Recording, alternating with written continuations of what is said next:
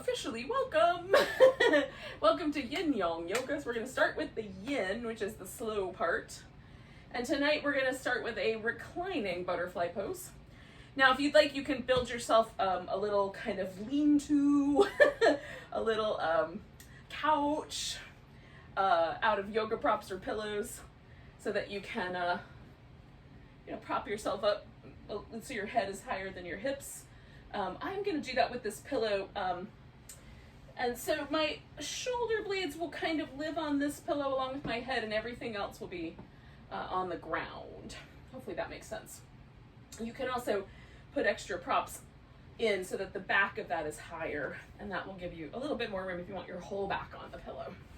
All right. Now, once I get my back settled in, and for me this can be quite a back bend, but once I get the legs in the butterfly, it's not so intense. So sometimes though, the butterfly part, there's a little bit of space underneath the thighs. For me, some people's legs will touch the ground, but for me they don't, and so I put a little support underneath there, and it could be a couple of throw pillows or I'm going to use a rolled up blanket. It could also be some yoga blocks, whatever you have handy at your house to use for props. And then so by propping myself up like this, I'm taking the emphasis and sort of dividing it. So normally if I'm just laying on the ground, this is kind of a song that's all about the hips and inner thighs, but by adding this pillow under just my upper back, which allows my arms to kind of drape over it, now I have a little bit of an upper body event happening. So my little chest muscles are stretching out a little bit, my rib cage is more inclined to move with the breath, and so there's a different phenomenon. So just adding a little upper body work. Now summer, yin, this whole concept of yin and yang is Taoist, which comes from China. And while the poses themselves are much more based from poses that originated in India, the ideas around this practice we might consider using Chinese models. So one of the models is that the seasons have particular correlations to various acupuncture meridians that lie in the body, and acupuncture meridians in Chinese medicine are largely organ oriented. So there's a meridian for the lungs, for the heart, for the stomach, the spleen, etc. And in summer is divided into two separate seasons. The early part of summer is the home isn't the right word, but it corresponds, there we go, to the lung meridian. Now the lung meridian begins in the hand, runs through the arm, and through the neck and down the body. It's an upper body meridian. The later part of summer, which we're kind of right at midsummer, so we're shifting, that's the zone of the stomach meridian. The stomach meridian runs down the front of the body, down the top of the thigh, so we're going to focus a little bit of our attention tonight on the front body. So the upper body, a little bit of arms and shoulders, and then the hip flexors, the abdominal muscles, and the quadriceps will be kind of our focal point. And then we'll end everything with a really fun kind of summertime breath practice. There's several, but we'll do one in particular that sort of harmonizes with this notion. Now, we'll stay here for about 2 more minutes. So if you can, let yourself really unwind any tension or stress from your face, your jaw, your eyes. Let yourself sort of sink a little deeper into the floor or whatever props you're using around you.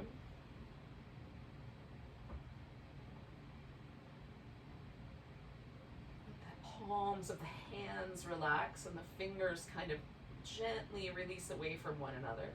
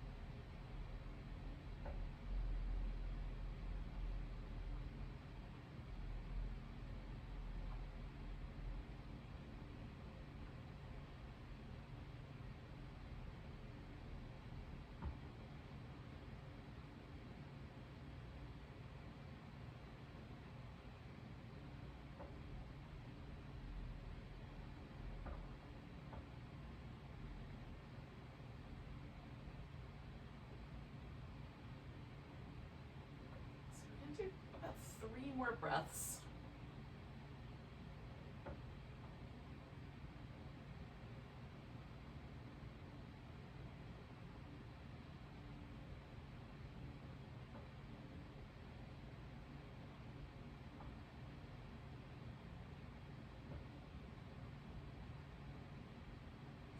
I'm going to make a simple change here at the end of this third breath, which is just to straighten out my legs.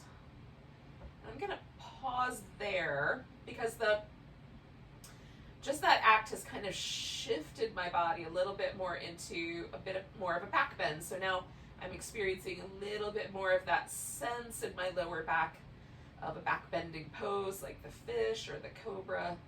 So I'm just going to pause for a few moments with that. If that is really uncomfortable for you, go ahead and start your shift away from the pillow. Now we're going to stay on our back for a bit.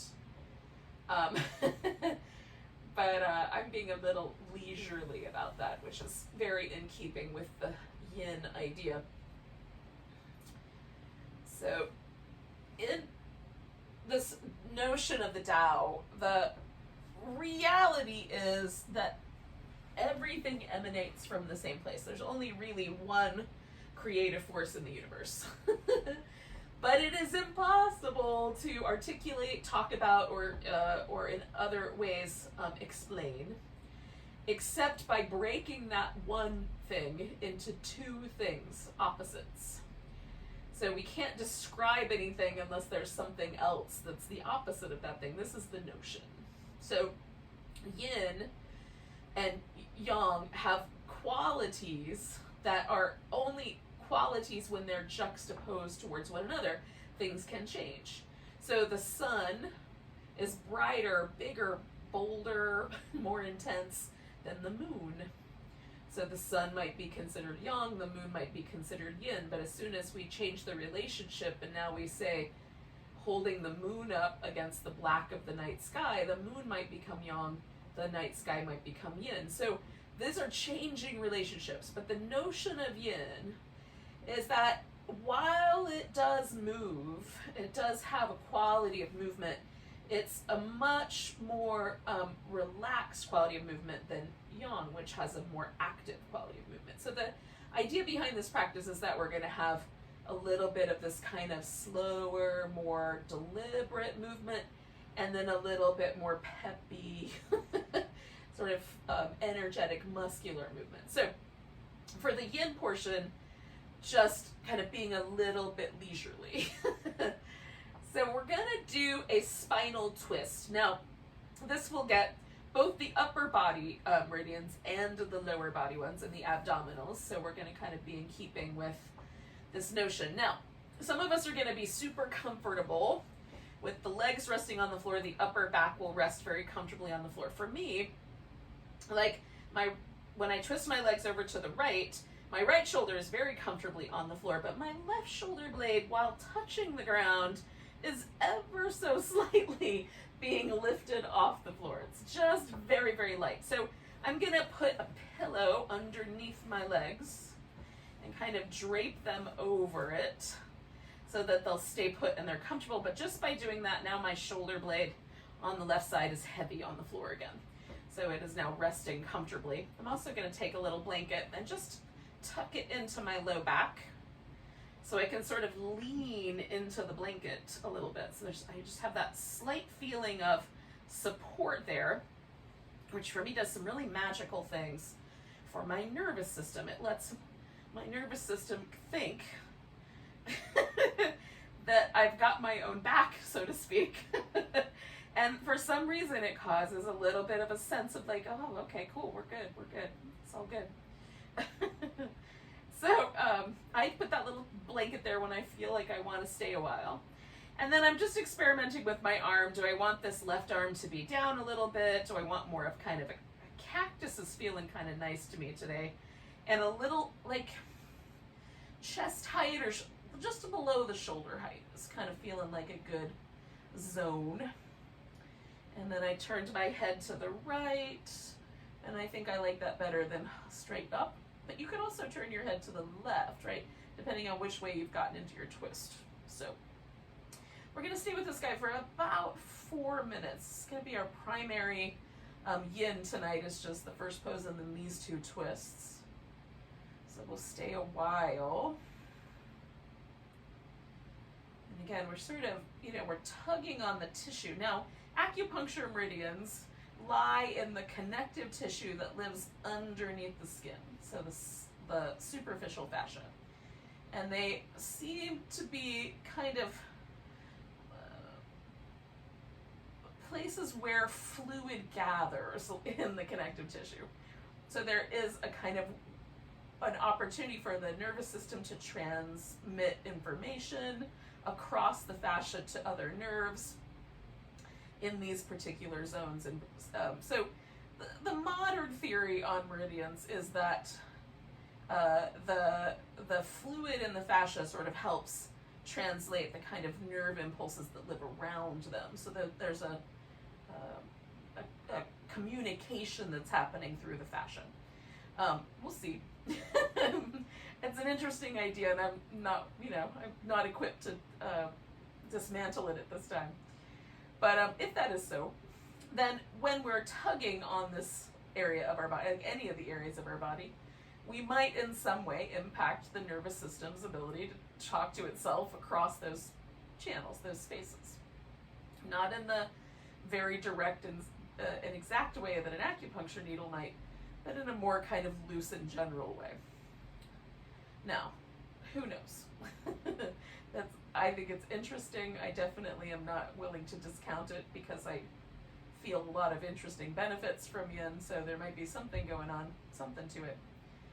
But in any case, this was my inspiration for the class design tonight. So if for no other reason than that, here we are. And now that I've talked your ear off, we're going to stay for 2 more minutes.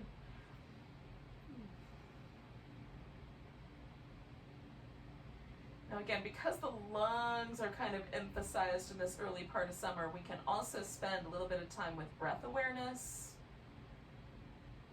And just kind of nourishing ourselves with a kind of light attention, a joyful attention to the breath.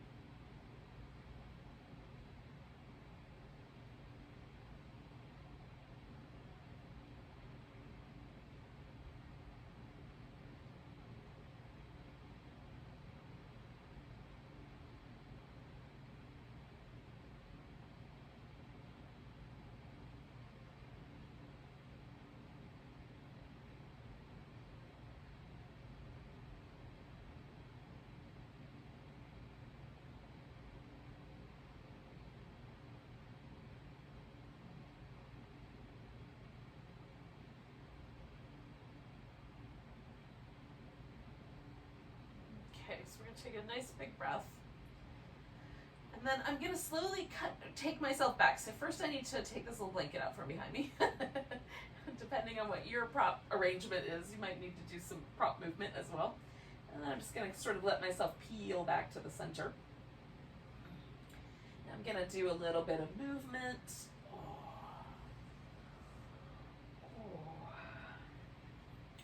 I'm going to hang out for a second and see if there's any interesting sensations now that I've left the pose. So I find sometimes I feel lighter or a little bit sort of effervescent. Sometimes there is, like one side feels softer or longer than the other side when I'm doing an asymmetrical pose. I'm just like, I'm into checking out, seeing what's happening. All right. Now, I'm not quite ready to go to the other side yet, because when I'm windshield wipering my legs back and forth, it feels much easier to go to my right than my left. This will solve itself in a few seconds.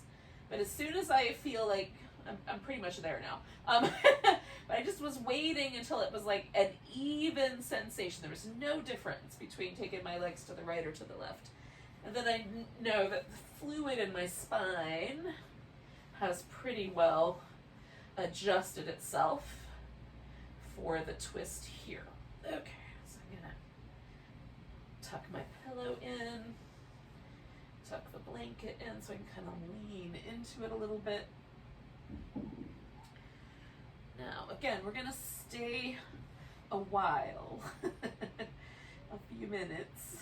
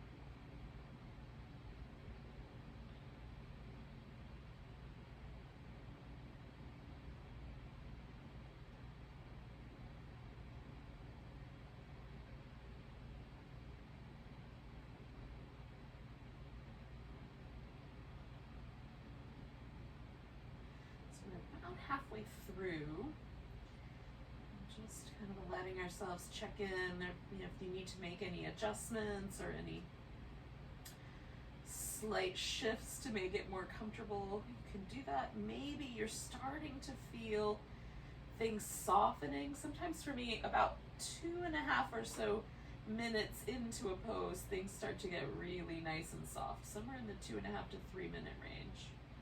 Maybe that's happening for you.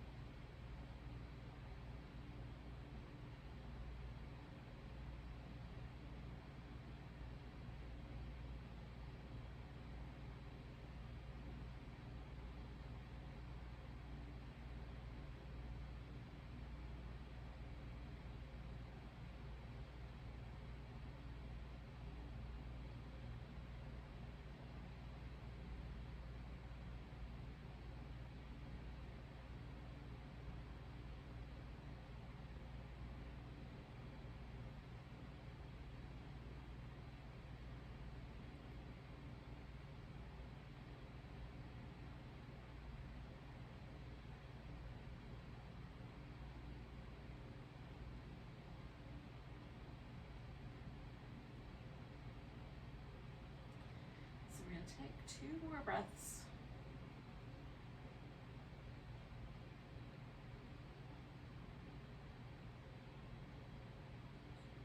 And then again, I'm going to kind of slowly start to bring myself back.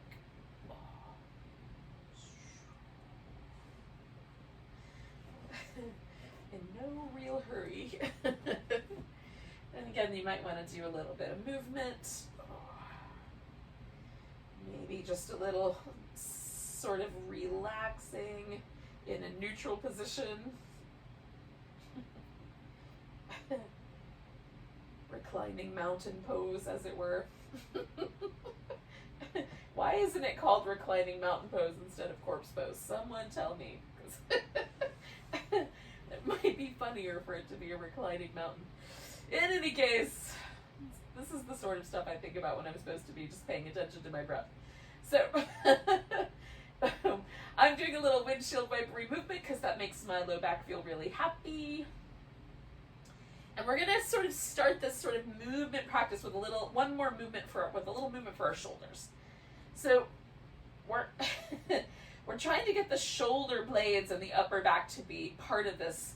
So I can take my arms and just lift them over my head and bring them back, and mostly it's just the muscles that move my arm bones that are involved.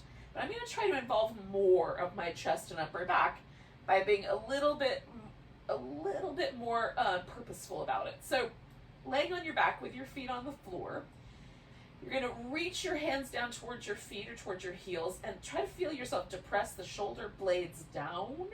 And as you bring your arms up, we're going to reach the shoulder blades kind of off to the sides. And then as you bring your hands over your head as far as they want to go, we're kind of reaching the shoulder blades up towards the ears. Then we're going to come back, and when we're pointing straight up at the ceiling, we're going to pause right there. Now, my shoulder blades are way off the edges, so I'm going to pull my shoulder blades back into my back and then stretch up toward the ceiling. And then pull them back into my back and then stretch up toward the ceiling, kind of drawing them back out to the side. Pull them back towards my back, stretch up toward the ceiling, and then complete the movement all the way back down. So we're going to do this pattern twice more. So reaching down, reaching all the way through the range of motion as much as you can, through the shoulders and even the chest. So we're involving the whole upper body. And then as we're pointing up toward the ceiling, we're going to draw the shoulder blades into the back and then reach up toward the ceiling again. Draw them into the back. Kind of snuggle them in there as best you can. And then reach for the ceiling, draw them in towards your back. Reach for the ceiling, continue the movement back to starting. Okay, one more. Reach down all the way up and over.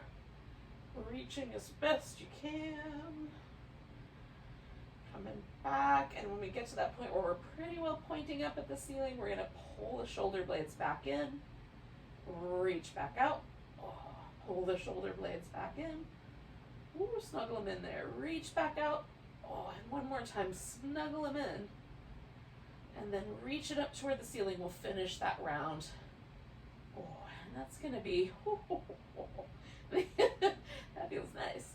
That's going to be the end of that movement pattern. I'm doing some little jiggly movements. We're going to flip upside down and do a few rounds of cobra. All right. Now, the cobra pose, I have lectured on this many, many times. The cobra pose is named the cobra pose.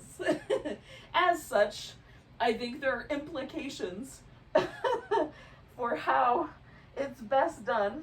You can have other opinions, but for tonight, we're going to do it my way, which is to say that we're going to use our back muscles to lift ourselves, not pushing with the hands. And we're going to, change the shoulders up a little bit so we can sort of feel this notion of extending out through the collarbones and shoulder blades, broadening the upper back and chest in the same way that a cobra sort of broadens its little flappy skin hoodie out around its head when it's excited and trying to make itself look really mean and impressive. I'm not saying we're going to try to look mean and impressive, but I think that's what the snake is up to. So I'm starting with my palms really pressed into the floor, my fingers spread out a bit, And at this point, my fingers are, or my hands are adjusted so that my shoulder sort of lines up with the knuckles on my palm. So my fingers are quite high. I can almost put my elbow on the floor on either side. So this is where the starting point, but my wrist is quite flat, which is the point of this. So I'm going to circle my shoulders around 3 or 4 times in one direction and 3 or 4 times in the other direction. Just doing little shoulder circles. And then pressing the legs down, pressing the palms down. Lift with your back muscles. Pull to broaden the chest and collarbone so you can use the floor for resistance. Head and neck's kind of along for the ride. Good. Coming back down. We're going to inch the hands back a little bit, like just the length of a fingernail back. And then circle the shoulders. And the other direction. And then press the palms down, press the legs down, lift, and broaden through the collarbones and the chest, the upper back. Pulling against the floor with the hands. We're going to come back down, slide them another fingernail width back. Circle the shoulders in both directions. Oh gosh, this feels good. And now my wrist is closer to a 90-degree angle. It's not quite that deep, but it will be on the last round. So pressing my legs into the ground, I'm going to lift myself up into the cobra, broaden the chest and upper back, and pull against the floor with my hands. Ooh, coming back down. One more little finger width, nail width, puts my wrist at a 90-degree angle. Now, if that's too intense, then bring your hands back up higher. Every wrist is different. So circling the shoulders in both directions. Pressing the legs and the palms down nice and firm, lifting into cobra and broadening the chest and the upper back. Pulling with the hands. There's tons of action here. And then we're coming down. Now you can rinse out your upper back. You can head yourself back into an all fours position or a child's pose. I'm going to go for a child's pose briefly just to get a little wobble. And then we're going to wind up transitioning to a standing position. So you can go into downward dog directly or get yourself on your feet in a way that works better for you.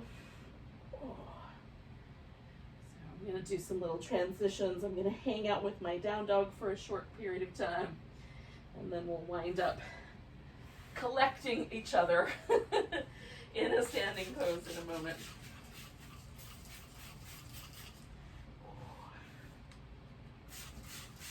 So I like having little bits of practice time where you get to do your own thing and be guided by your own intuitive sense of what's right for your body, or just, having a chance to sort of explore a pose like downward dog is really fun. You can explore the shoulders, you can walk the feet in place. I have a favorite one right now that I call cross-country skiing dog, where I kind of sway from one side to the other, one knee bending, the other one straightening out.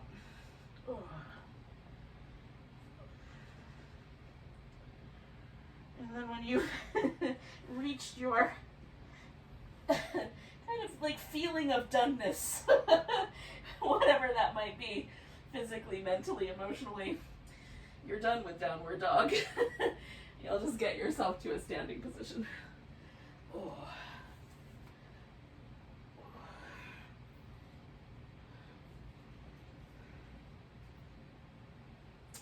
Now I'm going to tie my hair up because otherwise it's going to be in my face. And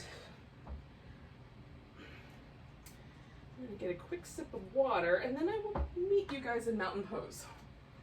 So the end of the mat that I'm standing at right now, for the rest of the night, the rest of our practice, this is going to be the front of my mat. And then the mat, the other side that's directly behind me, I'm going to call that the back of my mat. And you should do the same thing. Establish for yourself, this thing that I'm standing on right now is always going to be the front of the mat. And the other side is always going to be the back of the mat. Now I'm going to give some instructions. I might say turn your feet towards the front of the mat. Turn your feet towards the back of the mat. And now there's going to be a static landmark that no matter what's happening, those two landmarks are going to stay the same.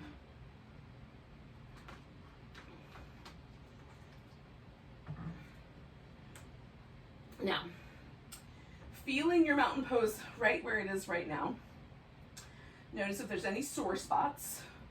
Notice if the weight wants to send itself towards your toes, towards your heels, towards the left or the right, or if it feels very steady in the middle. Notice if there's any resistance to sort of lengthening at the spine, or any resistance in your shoulders or your hips. It's not a bad thing. We're just noticing what the body's dishing up tonight. And we'll see if it changes. So we're gonna take a nice big breath, reach the arms up and stretch up. And then we'll take a chair pose. It doesn't have to be a big one. For me, it's more like a bar stool. Bringing your hands to your heart, we're gonna see if we can take a little warrior 3 style balance. So we're gonna try to keep the hips relatively level. Now, if you've got furniture around you or you've got some yoga blocks, you're welcome to use that to put your hands on, or the wall instead, because the balance can be tricky. So if I fall, I just catch and reestablish that pose and try again. So we're going to take one more breath. And I'm going to step myself back and I'm going to try to find a high lunge position. Now, you can substitute a warrior 1 for this by putting the back foot all the way on the ground. And for me, this really stretches me through the front of my hip. I'm going to bend my knee ever so slightly so that the quadriceps take on more of the load and my low back less of the load. That may or may not be the right answer for you. And we'll take 2 more breaths. Now I'm going to lean forward and bring my back foot, my left foot, in just ever so slightly, whatever your back foot is.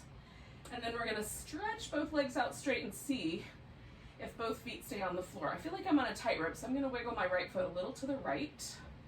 That feels better.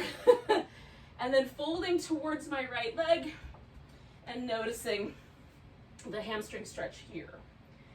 I am going to push my big toe and my pinky toe down into the floor and try to lift the 3 toes in the middle up.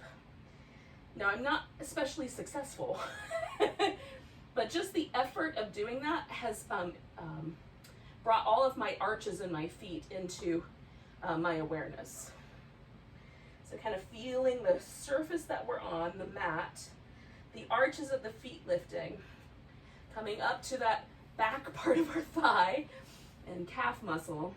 And then we're going to pick the heart up and we're going to take ourselves into a standing split. So I'm going to bend my front knee and lift my back leg up nice and high. Now, you can use the floor or a block, or you can hold on to the right leg that you're standing on, or whatever leg it is, and then lift that back leg up nice and high like you're trying to touch the ceiling with your big toe. And we'll take 1 more breath. Now put your hands on a surface, the floor or whatever, and then bring that left knee into your chest and put your left foot down. And then we're going to come up halfway and then all the way to standing. Now, I've done a lot of stuff with my right hip and leg and glute that I haven't done with my left side yet, so I'm just going to notice that as I hold this mountain pose briefly. So let's do the other side of that. Taking a nice big breath, reaching up.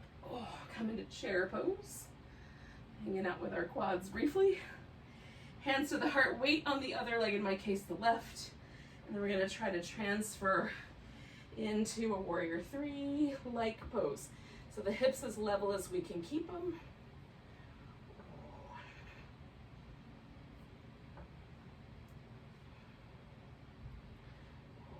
Taking one more breath. Okay, so I'm going to try to step myself back into my high lunge. Might be successful, might not be. Again, I'm bending my back knee ever so slightly. It's just a tiny bend, but that transfers the load a little more into my quadricep, which might not be right for everyone. So again, choose appropriately. If you want to do warrior 1, do that one instead. And we'll hold for about 3 more breaths.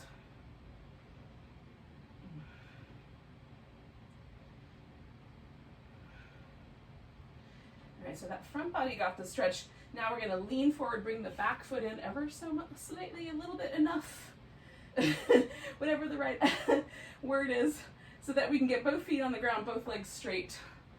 And then we'll fold towards that front leg. Again, once I found the hamstring stretch, I'm stopping there. And then I'm pressing the pinky toe and the big toe down. And seeing if I can lift those little interior toes. It's easier on the second round. I lifted a little bit off the floor this time. So again, I'm experiencing the arches of my feet, the calf muscles, the hamstrings, maybe the glutes in the back as well.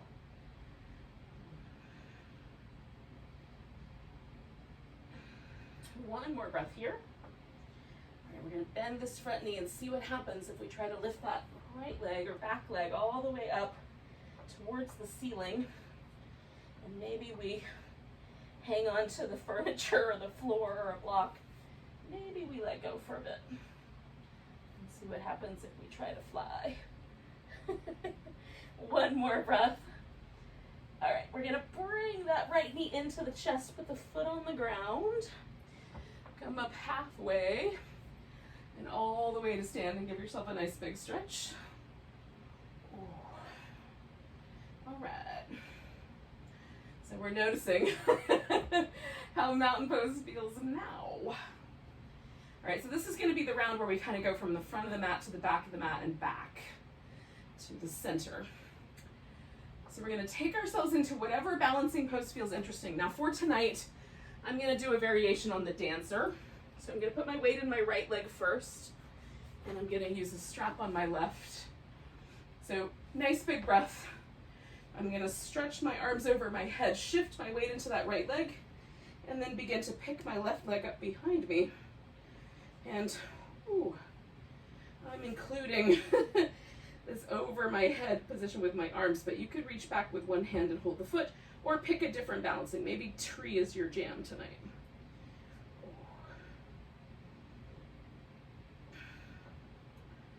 I'm gonna take one more breath. And then I'm gonna let go and step myself into a warrior two. Now, that's gonna be fun and exciting on the second side.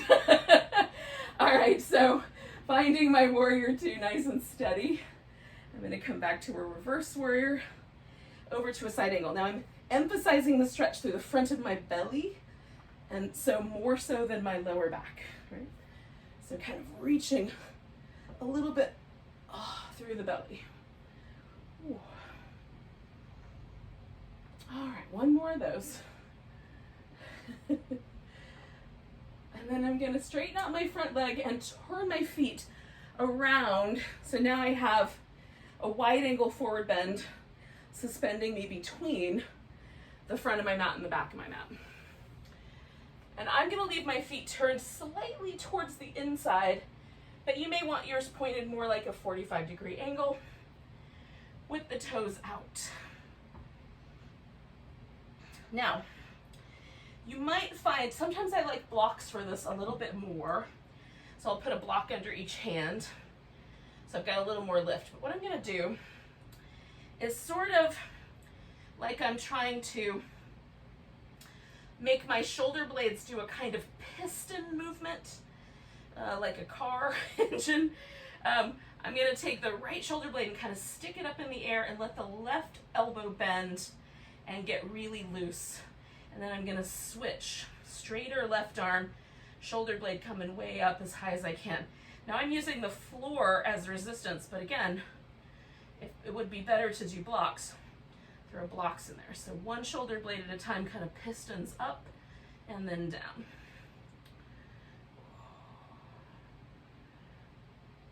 Our bodies are not mechanical, so it's not a perfect piston sense, but maybe you can, my image might help.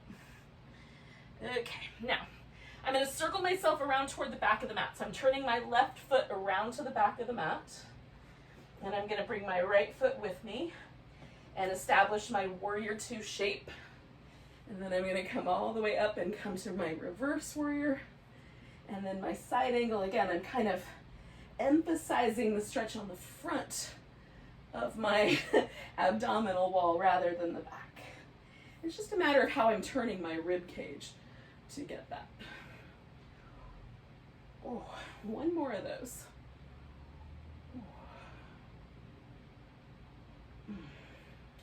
Now, I'm going to step myself to the back of my mat. So I'm bringing my right foot closer, and then I'm going to step over here to the back, and then I'm going to set myself up for my dancer. So I'm going to put my right foot in the strap because I'm using a strap, and then I'm going to take a nice big breath and stretch, shift the weight into my left leg, and then pick my right foot up and try to find that dancer pose within this shape. Woo! This was a hard one to fall out of, so if you fall, let go of everything and catch. I'll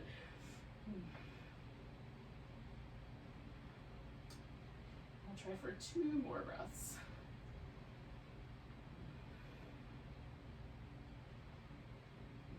All right, I'm going to release this leg. I'm going to step back like I'm going to that warrior 2, but instead I'm just going to spin my feet around so that I can do a wide squat down the center of the mat. So we're coming back to the center, and here we are. So whatever a squat is in your world, with the legs fairly wide.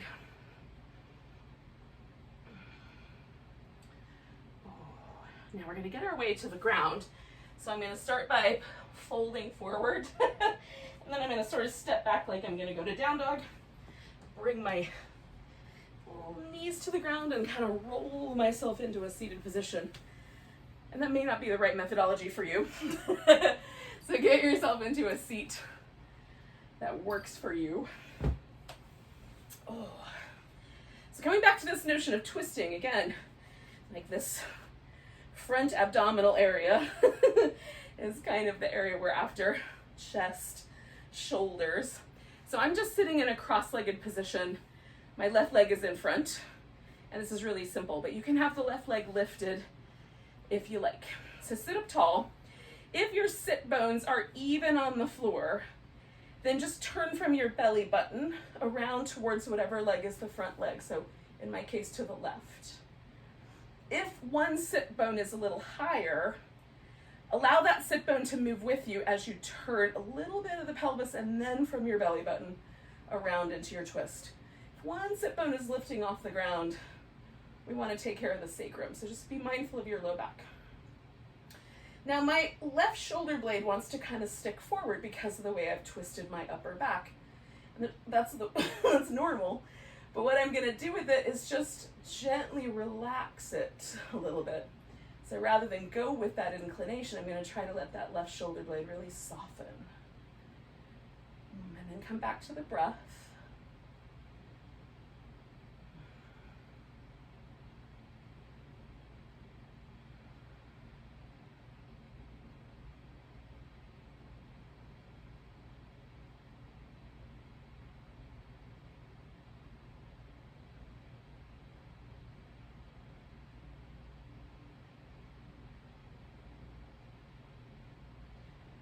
Take one more inhale here, and then gently release the pose and come around. And it still feels to me like I'm turning to my left, so I'm going to wait for that to gently release. Now I'm just going to hold steady, but you can also move.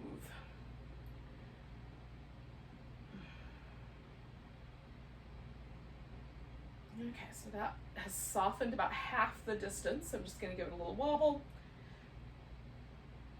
Now, the way my legs are positioned, I'm just going to draw them in this, leaving this cross-legged position. I'm just going to draw my thigh bones towards the midline just a little bit. So now I've got more parallel thighs, parallel to each other from the knee to the hip. And that, for me tonight, is probably going to be enough. So I'm going to fold forward. So I already feel just the slightest bit of stretch out here on my outer hip. It's a very pleasant amount of stretch. If you want to add on to it, you can take whatever leg's in front and just put that up on top. So you can stack the knees on top of each other or the shins on top of each other. Then that will certainly increase the sensation, at least for most people. The other option would be to fold so far forward that you rest on your thighs with your elbows on the floor in front of you. You probably can't go any further than that. But that might be a nice place to land. So far, I've never seen anybody disappear into the floor while doing a yoga pose, but I'll keep that open for another day. So just notice that there's just a little bit of a sense that I was kind of holding some stress in my upper back, so I'm letting my upper back relax a little bit. Bringing a little more breath attention to the back of my body for just a moment, just to release that. I have a habit of carrying tension in my upper back, and sometimes I find that the habit sort of sneaks in when I'm not paying attention. So one more breath. And then I'm going to inhale my way up, lean back a little bit, and unwind the legs. And then just for a moment, I'm going to pause. Again, just taking stock of how the practice has impacted me, how that pose felt in my hips and my back and my shoulders and my knees. Now, to do the other side, I'm going to sit cross-legged with my right leg in front. And this is not my most common way to sit cross-legged. So for that reason, it's a little tighter. The muscles are a little more resistant. Because, of course, when we do something habitually, it's hard to change. So I'm going to add just a little bit of support underneath my left knee, because that was the one that was feeling vulnerable in this little cross-legged position. I'm going to turn to the left, turn to the right. If it feels, yeah, it's pretty even. So I'm ready to go ahead and move into my right twist. If it felt like if there was some resistance in going to the opposite twist, then give yourself a little bit longer. There might be resistance in general. Sometimes one side twists easier for me than the other. But again, I'm only twisting around just enough to get that sense of the twist in my spine and the sides of my waist. And not trying to win any sort of world record for the amount of spinal rotation that's available. Not that I would anyway.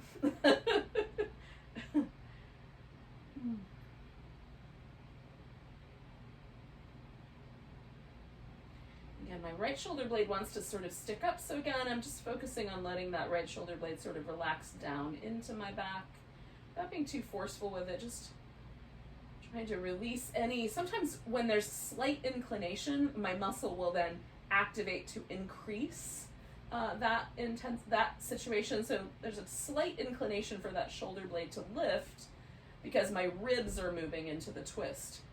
But then my muscles under my shoulder will go, oh, we're lifting the shoulder blade, I'll help, and hike it up even further. There's no brain involved in this. It's all like muscle and spinal cord. But that inclination is there, and so just kind of noticing it and relaxing it. Take in one more breath. Oh, and then I'm going to come out of the twist, and again, just pause for a few moments. I'm amazed on a nearly daily basis how many habitual, completely outside of my awareness, muscle actions are happening all the time. And of course, heartbeat and, digestion, all that stuff, of course. But I mean with the muscles that move my skeleton around. They are way busier than I ever imagined they could be, even when I'm sleeping. Okay, so all I'm going to do is just bring my legs in a little closer together again. Sort of, I'm trying to aim for that parallel thighs. And then when I lean forward, do I feel the ever so slightly a little bit of sensation in my outer hips? And the answer is yes, but not as much as last time. So they loosened up a little bit, so I think I can tilt a little further forward for this round. So the last pose gave me a little bit more room on this side. But that may not be true for everyone and not for both all the time. It's always stop and notice is what I'm trying to get at.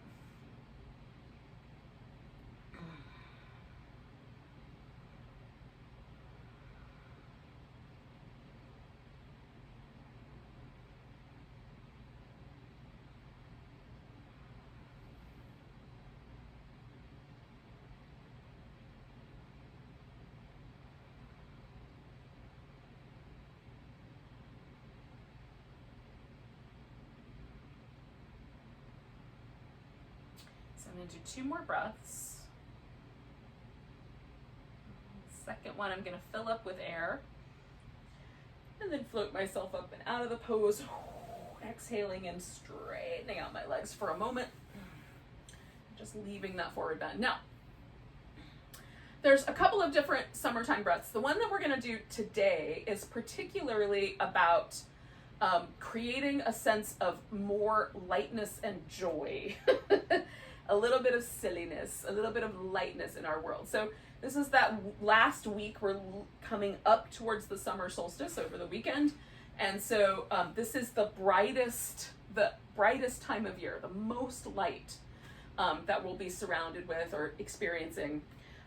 This week is that week. So in my mind, it's also a time where we can celebrate light, and not just the physical light, but also the idea of lightness, of being light, joyful, happy, a little bit, a little more like, we had such a hard year last year. So an opportunity to really kind of dig in and celebrate this, the fact that we're here and we made it, and we can again experience some sense of light in our life. So, whatever that may be on whatever level for you. So the way that we're going to do that is we're going to do a breath that vibrates. And specifically, the reason we're doing that, any breath that sort of vibrates the vocal cords, the larynx, is going to have the same effect. So this is actually a breath that is useful in toning the vagus nerve. The vagus nerve is a pair of cranial nerves.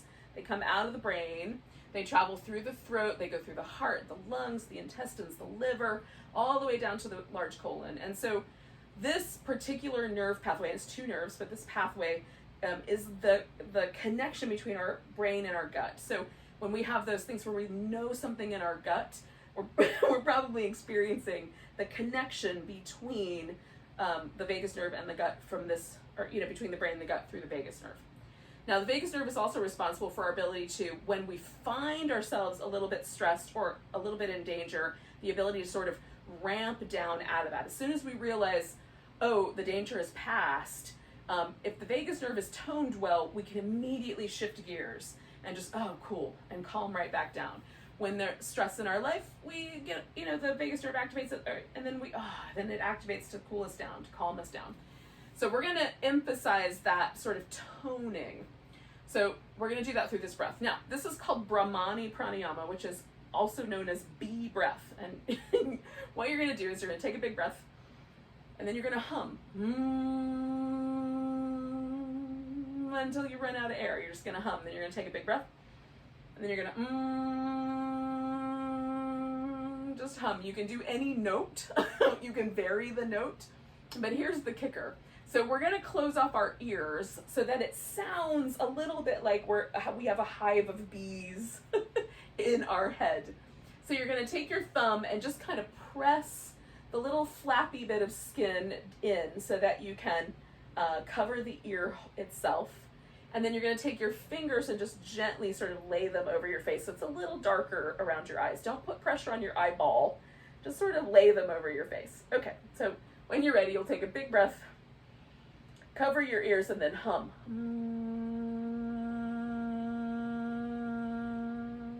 We're going to do this for about a minute, so keep going.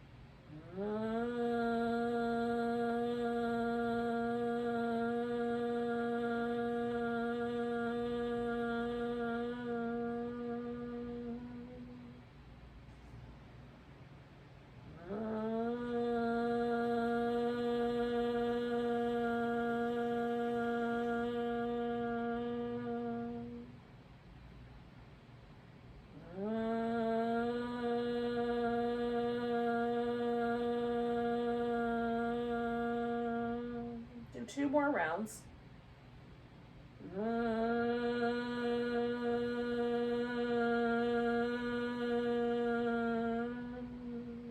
One more round.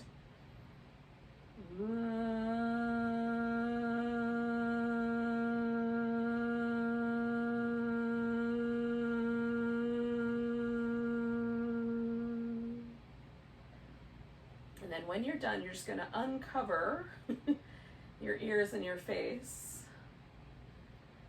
And just be where the breath work brought you, without judgment. Just notice how it feels.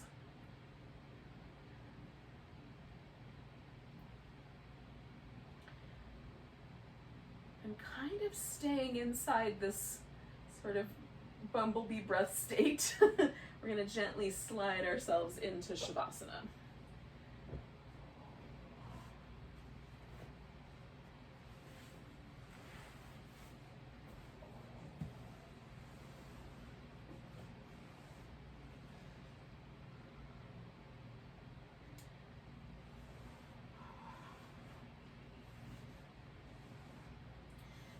Make your Shavasana as comfortable as you can. We want to try to get this idea of lightness kind of translated here into our final pose as well. So if it would help to cover with a blanket, or you want to add some pillows, or whatever would make it really comfortable, do that. Even if you want to put your legs up over the couch or do something along that line, you're welcome to do a variation like that.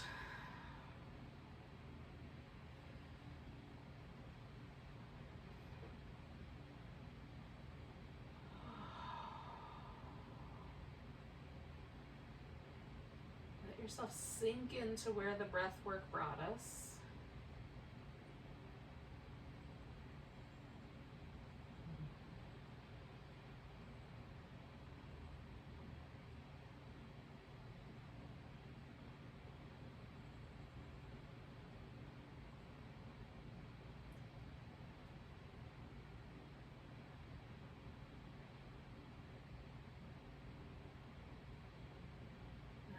Vagal tone is also indicative of an ability to feel joy and lightness and well-being in our lives.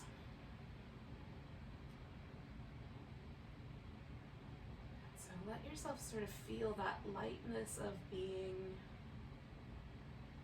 relaxing the face and the eyes, and let the eyes grow a little kinder. If it feels comfortable, let your lips get just the tiniest hint of a smile.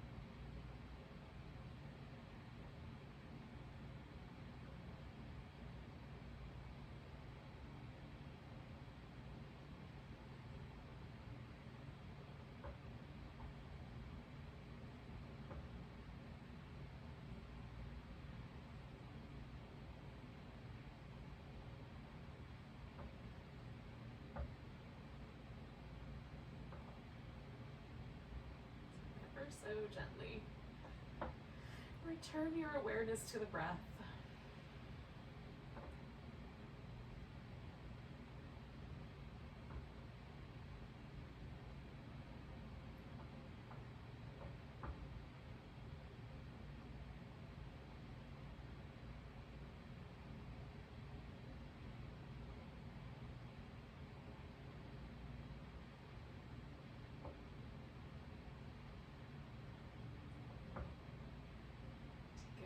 Big inhale.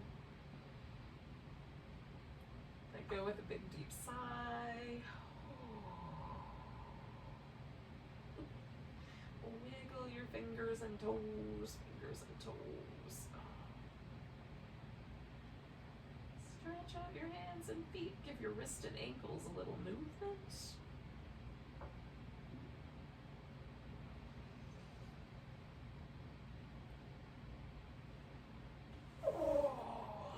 A little hug and a back massage.